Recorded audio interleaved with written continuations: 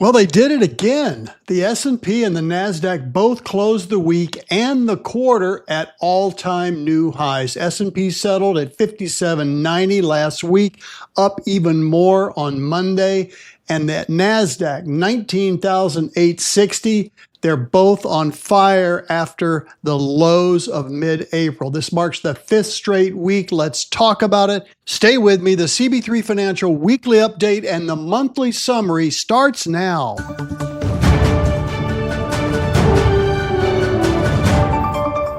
Well, let me start with the headline that matters. Both the S&P and NASDAQ closed at fresh long-term highs last week, and I mean genuine breakout to new territory highs. S&P pushed through 6,200, and the NASDAQ surged right along with it, with both indices now up approximately 5% year to date.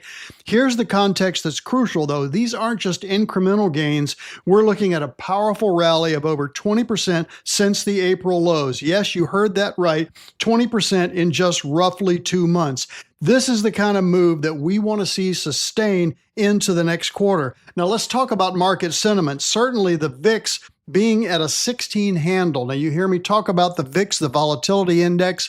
Once it gets down to 16 point something, that generally means it's going to stay in that area until the next scare happens, and then it'll surge back to 20 and even higher. But right now, what's in the news is the great big beautiful bill from President Trump. It is one of the most significant pieces of legislation and is what is driving the market right now. This massive piece of legislation, formerly known as H.R. 1, the One Big Beautiful Bill Act, passed the House in May and just passed the Senate today. It was 215 to 214 in the House and 51 to 50 in the Senate. So there's no landslide victory here. And this just isn't any bill. We're talking about Trump's cornerstone legislative agenda, the major tax cuts, border security funding, and pro-business provisions that could fundamentally reshape the economic landscape in America for decades. The market is clearly betting on the passage of this bill, and that's why you see the strength in the market despite what happened today. This was just normal profit taking today, Tuesday, July 1st. What I want you to understand, though, is the markets are forward-looking. That's a mechanism that they design themselves. The markets are always going to be forward-looking. They're not just pricing in the bill's passage. They're pricing in economic growth expectations that come with it. And we are riding on that coattail because our growth program, CG, and our growth and income program certainly depend on that growth. And our DS program, which is all Mag 7 or really Mag 8, including Berkshire and AI stocks, is definitely counting on the economic engine of this bill coming true. So the second factor is the Federal Reserve policy expectations shifted to a more dovish direction. The bias, despite Donald Trump and Jay Powell not agreeing, the bias of the overall Fed is that the market is now pricing in a 20% possibility of a rate cut at the July FOMC. That's this month, up from just 16% a week or so ago. When the Fed cuts rates, the market loves it because it means you can't make money in a savings account and you pull it out of that and you put it in the market in some way, shape, or fashion. And third, and most significant to me, is this wasn't just a rally of high-tech or semiconductors or mega-cap stocks. This was broad-based, across-the-board participation in this rally in these last few weeks. Not just the mega-cap tech sector performance. We saw strength across all sectors, including the conservative sectors of consumer staples and utilities and real estate. So given this market environment, we are continuing to be fully invested in all programs.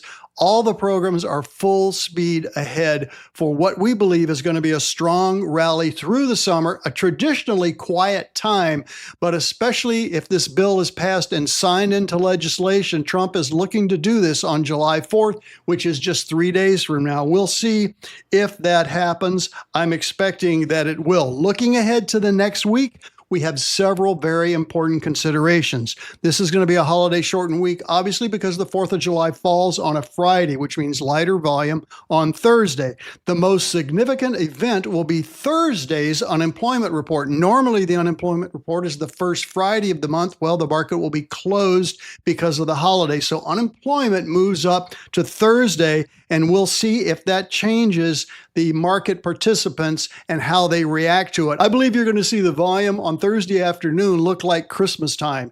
People are going to be leaving, going to the beach, and making it a 3.5-day weekend. So we're entering the heart of second quarter earnings seasons, all right?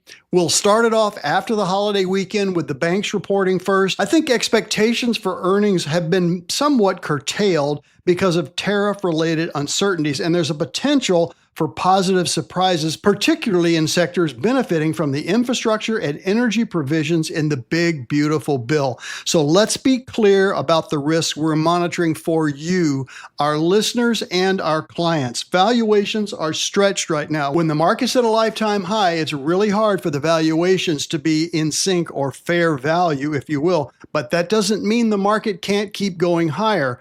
The secret, of course, is to stay fully invested until such time as the market begins to turn, and then we begin to lighten our positions. Additionally, as I said earlier, the VIX 16 handle suggests complacency, which means that if there were a downturn, it could be fairly abrupt. I don't see anything more than a 4 to 5% correction, which would be in line with the seasonal tendency of both July and August and even September. You may remember that September historically is the worst market performing month of the year, meaning that much of the time it comes in negative, the only month of the 12 that has a 50-year history of performing negatively. So let's move through this holiday week. We're going to get into the back half of 2025. I hope you guys have a fantastic holiday weekend. This is the 249th celebration of our great country, the United States of America. Everybody after this Friday will be looking forward to next year and the quarter millennium anniversary of the United States of America. Now, we've learned from our overly cautious positioning since April, we did not stay overly cautious for very long. We flipped and got fully invested back into the market and have made up some ground in all of our programs. So this big, beautiful bill, the improving geopolitical conditions, and the potential for a more dovish Federal Reserve all create a backdrop for continued equity strength. That's what we're counting on. That's how we're invested. And if we need to adapt, we will do so, as you all know that. So that wraps it up. That's the week's update.